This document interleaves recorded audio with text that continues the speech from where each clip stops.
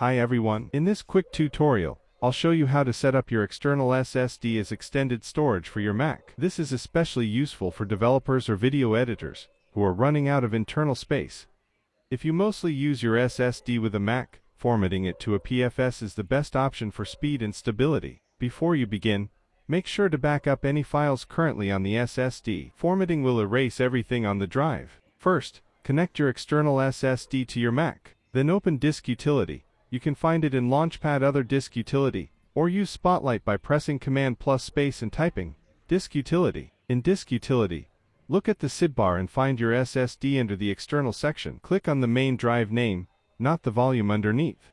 If your SSD is in exFAT, it works on both Mac and Windows, but it's not designed for macOS performance. For developers and video editors, this can cause slower read and write speeds, especially with large projects or video files. Missing macOS permissions, which can break tools. Now, click Erase at the top. Give your SSD a name. Under Format, select a PFS.